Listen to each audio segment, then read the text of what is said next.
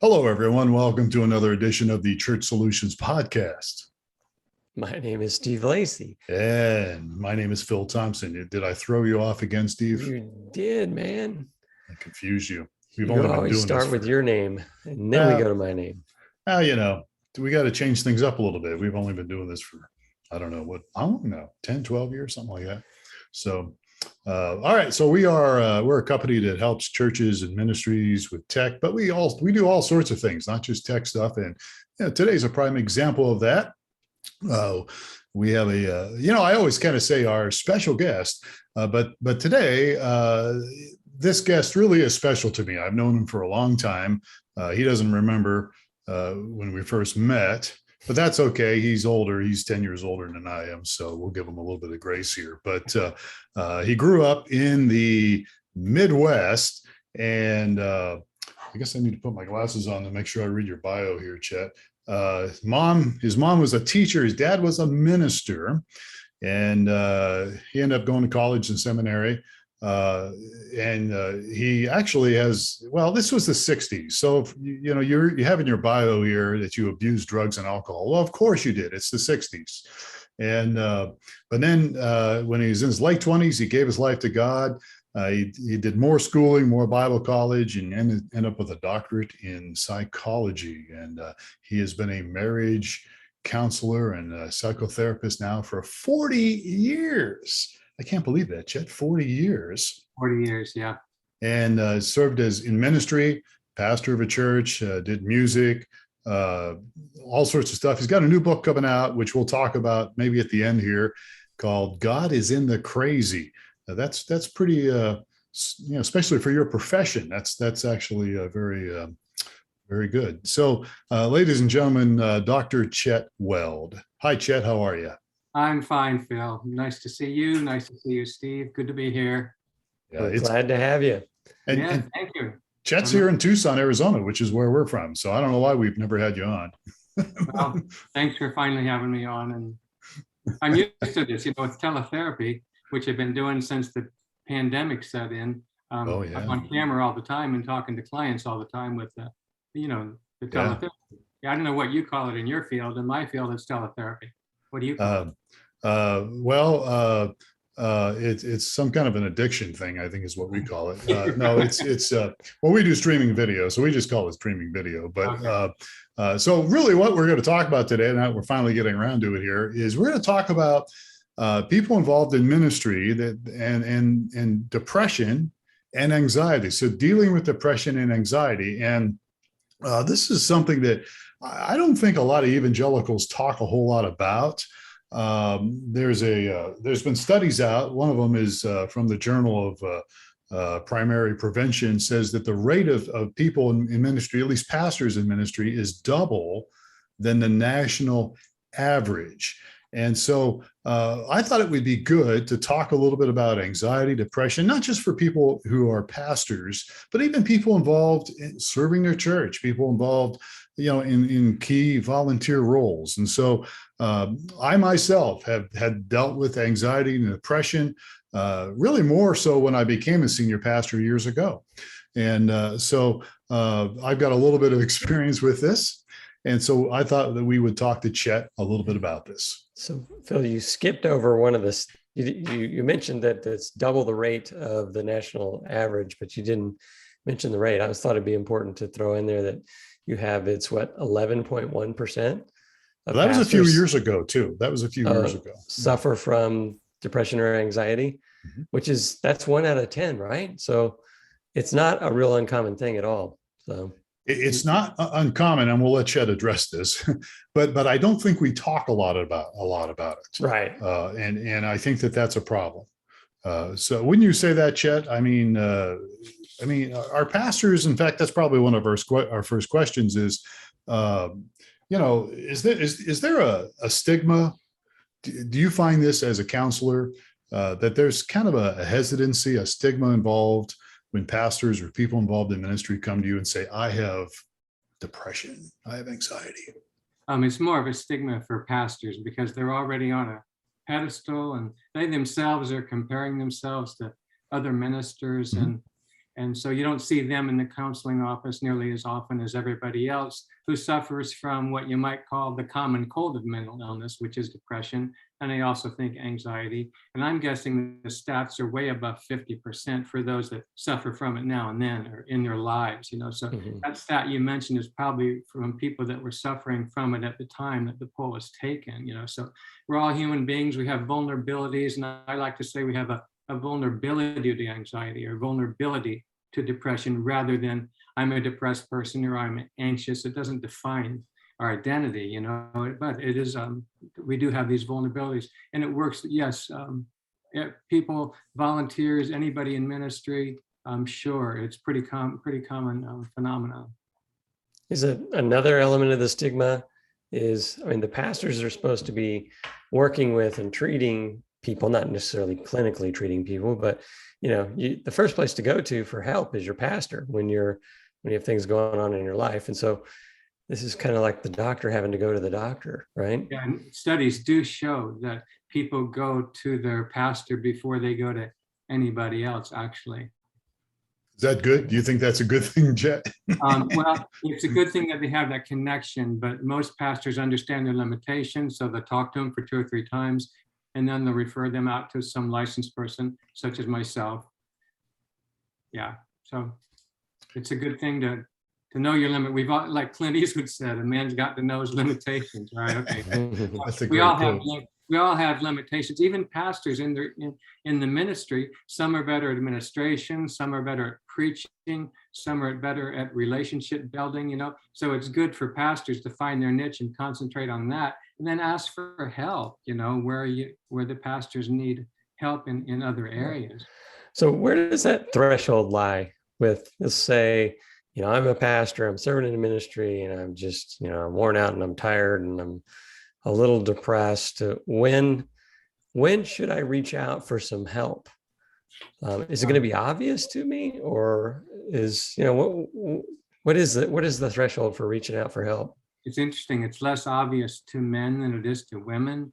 And so that would be true of men and women in ministry too. So common signs would be not sleeping well enough, concentration is waning.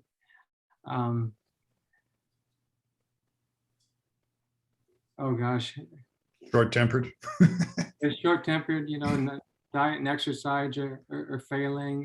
The prayer life is slipping. The boundaries are slipping. They don't have as many relationships, maybe not even an accountability partner, you know, not much support, expectations too high. But anyway, they have to trust their intuition.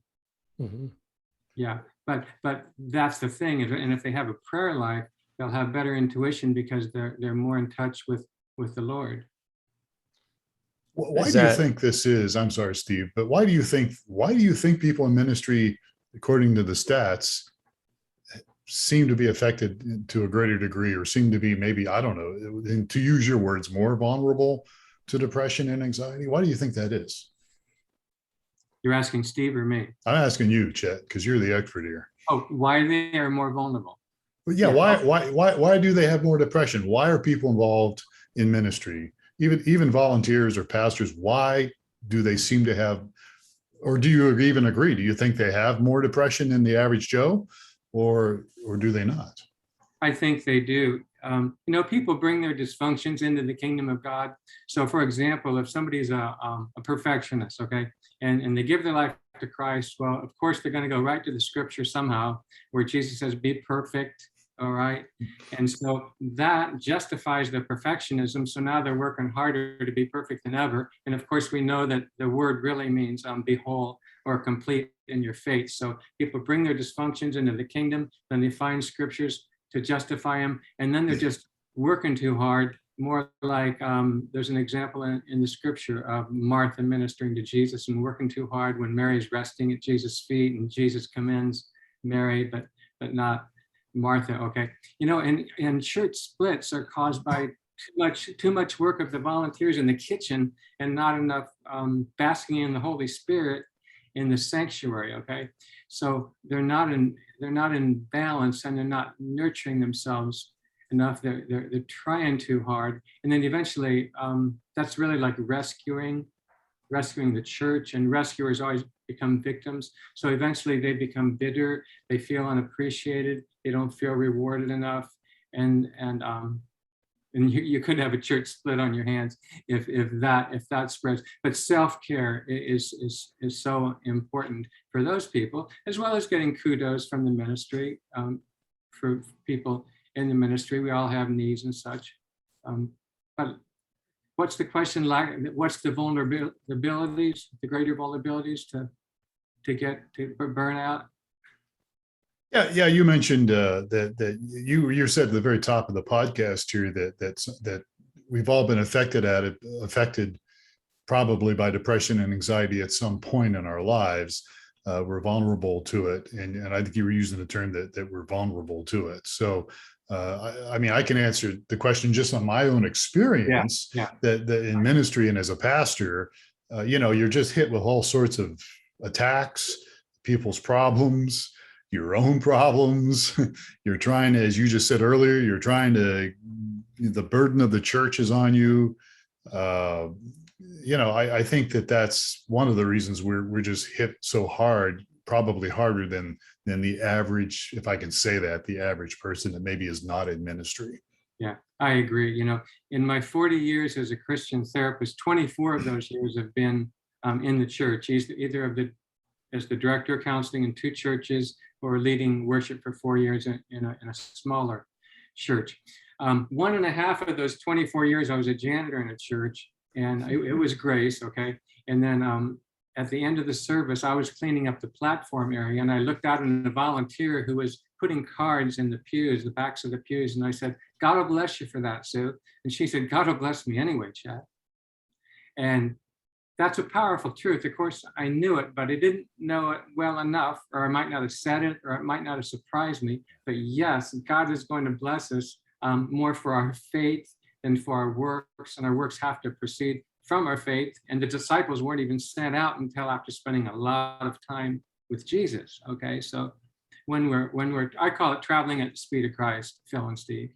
So if we're traveling at the speed of Christ, we're not dragging our heels, and we're not going too fast. But people that are getting burnt out generally are going too fast, okay? But they don't realize it, man. And if they're in relationships, have people that can call them on it, that helps a lot. So you mentioned that if they're active in their prayer life, that they're going to recognize whether they're having some depression or not. My assumption is, and I don't know it for a fact, but it seems like that that as I become more depressed, I become more apathetic. Whereas no more quiet time, no more, I just don't care about anything. Is that true? Is that one of the signs of depression? Yeah, sure. And most apathy is repressed anger. And so that's something for people to consider when they are apathetic. Then they're discouraged about something, of course. But there's probably some irritation in there, that they're feeling let down and such. So that's another reason why they need somebody to talk to, small group, accountability partner, counselor, another pastor to go to. I tell clients there's no healing outside of relationships, and that is so true. Okay, so if they can keep up the relationships, then they'll have people that say, "Hey, I noticed that you're apathetic these days. Why don't you want to talk? Could you talk to me about that?" So if I'm this pastor and I'm recognizing the symptoms, I would assume that there's going to be some real hesitancy. First off, being able to openly reach out for help, and then who and where do I go? You mentioned, I guess going to another pastor. I may be thinking, no, I can't let anybody in the church know, so I'm not going to go to the associate pastor. Where do I turn? What's a healthy avenue to pursue?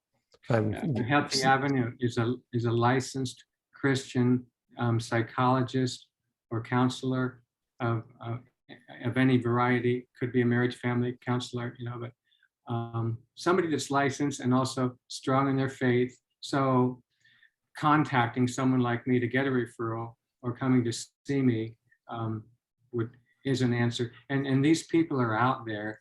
There may be only 5 of us in the city right now that have over 30 years over 35, I think, when I think of Randy Reynolds and some other shit, 35 years experience of Christian-based counselor, and some of us also pastors. So as far as where to go, you just have to often calling the church, and they know most pastors have people that they refer others, their parishioners to. So calling the pastor is a good, and seeing the pastor at first is a good way to go. Mm-hmm. Okay. This might be there's probably not a pat answer to this, but yeah. if I'm in ministry, even as a volunteer, and I go to, let's say I go to you, and I've got depression, what's the typical course of treatment? And there's probably no typical, right? It probably depends on the circumstances, but is there several steps that you would advise people? And I know this is not going to be a therapy session here, but what would you tell people? What's typically do you tell, especially people involved in ministry? Okay, first you have to make sure you're bonding with the counselor pretty well. Okay, so I bond real well with people, and most people, they say the goal of the first session is for the client to come back to the second, right? Okay, so much of the first session is spent in bonding, but I use cognitive behavioral therapy or CBT. And CBT is proven to be the most effective way to treat anxiety and depression. And CBT, cognitive, has to do with our cognitions and our behaviors. Obviously, I help people understand how they're distorting reality. The meanings we attribute to the things that happen to us are at the heart or near the heart of how come we're feeling the way we are. We're distorting our perceptions of things. So we have these cognitive distortions, or ANTs, automatic negative thoughts. So I start there with looking at their thought life, and then we go deeper into underlying assumptions, childhood underlying assumptions, conclusions that they made about themselves, other people, the world, the future, those four things basically. And then I look at, based on early childhood memories, what decisions did you make? And so there's usually 2 or 3 or 4 common decisions. Sometimes they amount to real core beliefs, okay? And now all change is redecision work, okay? So then we work on redeciding, what do you want to believe about yourself and these other things, okay? And did you ever do that? When did you get it right? That's called solution-focused therapy. Have you ever had the solution? Hey, when you weren't depressed or when you weren't anxious, what were you doing differently? What were you thinking differently? And I tell people we're not sprinting here, we're running a marathon, okay? And you need to travel at the speed of Christ, and God usually heals us slowly. But yeah, I have a definite counseling model, and other favorite counseling models, such as looking at the family system, transactional analysis. And I can't go into all that, of course, in a short podcast like this. But yes, any licensed person is going to have a set way with flexibility, especially if you're Christian, because all of that is integrated into a world outlook that includes God. And I found out that the most effective thing I ever do for people is to pray with them at the beginning and the end or the end of the session, sometimes in the middle. And that's why I wrote my dissertation on prayer. Okay. So all of this is integrated into our faith. Okay. And to whatever degree people have faith, then to that same degree, that's their biggest strength. So let me jump in here and ask you a controversial, for some people, controversial question. I know you're not a psychiatrist, but what do you think about meds, treating people that have anxiety and depression? I think that they can be quite effective. I think that it has to be very carefully considered with the physician, and that it should be discussed with me. And then I often make a recommendation. Of course, the danger is that it covers something else, because behind anxiety and depression, there are often more complicated issues that a lot of therapists miss, such as trauma, early childhood trauma, and attachment issues, not a good attachment with mom or dad. And that's really oftentimes patered, okay? So sometimes the CBT model isn't enough, and we have to go deeper. And sometimes I will refer to a trauma therapist too, for deeper work like that. Yeah. Yeah, now I forget what that question was too, sorry. I butted in and jumped in on Steve. I stepped on Steve. You weren't butting in, you were reading my mind. because I was going to ask the same question Okay. of All right. what's the role of medications Yeah. in the treatment. So Yeah. Okay. Well, good. All right. So Chet, we're about running out of time here. We've been speaking with Dr. Chet Weld.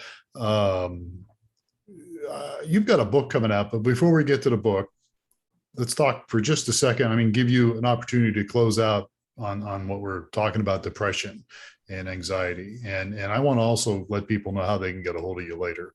But closing thoughts on this. I know we've only talked 20 minutes on it, but you know. I have a closing thought. My favorite quote is by a French priest in the 1900s. Man is in reality what he is before God, no more, no less. We need to keep that in mind, okay? I'm not what I am. I'm not what I have. I'm not what people think I am, what people think of me, you know? I am who I am before God, okay? So if I'm being obedient and doing my best on a daily basis, doing my best, I can really relax. And that is a good thing to keep in mind. And that helps fight depression and anxiety. Good deal. All right. I had one other question about, and I probably should know the answer here, but is there a role for group therapy? Oh, yes. Yes. Yeah, I was the head of a Celebrate Recovery ministry at one church, and I was the director of a singles ministry at another church. And the same dynamic there is the importance of relationships and defeating anxiety and depression. And again, I see it as something to be defeated. That's called externalizing the problem. We have a vulnerability. How does the anxiety get on you? What's your vulnerability? How does the depression get on you? Let's look at the vulnerability, okay? But relationships are so important. And maybe you're talking about group therapy. Yeah, I'm thinking about group therapy. Yeah, okay. I've run a lot of groups, and people get more from each other than if they just, oftentimes, than if they just came and spoke with a therapist. Very important. Okay.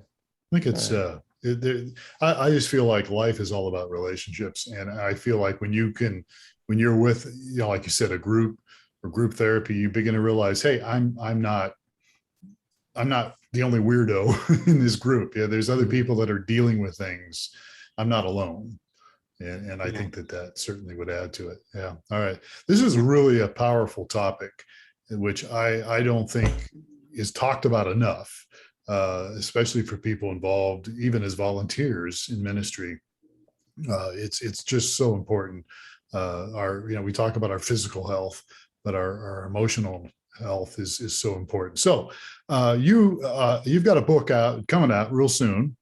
It's called God is in the Crazy, yes. As we talk about emotional things here.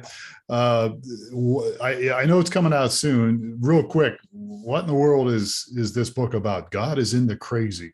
Okay. The subtitle is With Astounding Miracles and Reflections on the Peaceful Life. Okay. So the book is packed with miracles that I've been told over the years, actually 32 miracles in there. 4 of them that some of you know, Roger Barrier, that Roger and Julie gave to me, that they've either experienced or witnessed from a missionary.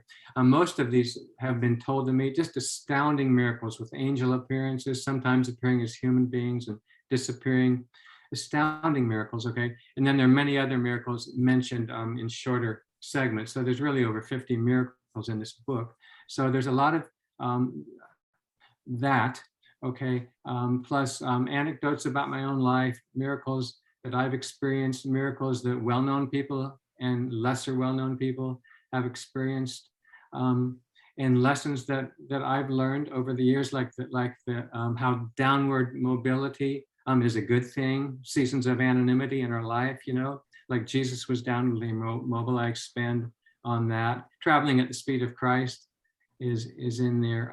The wilderness equals power. That's another concept. So a lot of concepts like that I expand on and intersperse as I'm sort of deriving the meanings that come from the miracle experiences. So it's a powerful book of encouragement. You know, you could read a few pages every day as a devotional. It'll be coming out in about 4 years. And if anybody wants to get my 1 month newsletter, every month newsletter, they would email me at my email, weldzone@comcast.net. Okay. Right, repeat that again and spell it out. Spell it out. WELDZONE@comcast.net. and I could put them on my newsletter list, and then they would know when the book comes out, probably in 4 or 5 months. Yeah, So sounds I'm good. excited. Yeah, I'm excited. Yeah, it sounds exciting. And you've worked with some people that I have known over the years and greatly respect. People like Roger Berrier here in Tucson, and John Castile back in the early days, Sure. and all those people, Right. Lenny Reynolds, and there's just some great people that you Yeah. have worked closely with. Yeah. So, and if folks, if you missed that contact information, of course, you can always back up this podcast, but you can always reach out to us. We're at support@streamingchurch.tv. If you want Chet's information, contact information, want to get on his email list, or if you just have a question for Dr. Weld, you can send it to us and we'll forward it over to him. Does that sound okay with you, Chet? Yeah, that sounds good. I've had a 4-month sabbatical, and I'm now returning part-time, and the people that have been waiting to see me are going to be called first. So someone wanting to see me, soon, it would probably be a wait, but I could direct them to the right person if I can't see them. Sure. And, I mean, we're global, so yeah. maybe you could help people find something. I don't know. Yeah, they can go to aacc.net and find somebody in any city, and I can help them with that. What is that again? Tell me that website again. Yeah, aacc.net, American Association of Christian Counselors, which I'm a member of. Okay. Anyway, I could tell them. Wow. Yeah. Okay. Well, good deal. Well, this has been wonderful. The topic again is I feel so important. It's wonderful to see you and talk with you, Chet. We haven't seen each other for a long time, and it's just good to catch up with you. So I'm so glad we'll have you on again once the book is released here. And people, well, again, the best way to get the book is just go through you. But is this going to be available on Amazon or something later? Oh yeah, it'll be available everywhere. And Amazon. All right. I'm hoping to make an Audible book too, but that's a little more involved. There you go. Yeah, it is. So we'll have you on again. We'll talk a little more about the book. So Chet, thank you so much. I sure appreciate you. Thank you so much. Thanks to you, Steve, too. Great to talk with you both. It was great to have you. Okay, great. Well, thank you, Dr. Weld. Thank you, Steve Lacy. And thank you, folks, for listening and or watching. This Church Solutions podcast will be on again next time with another edition. Please take care of yourself, and we'll catch you next time.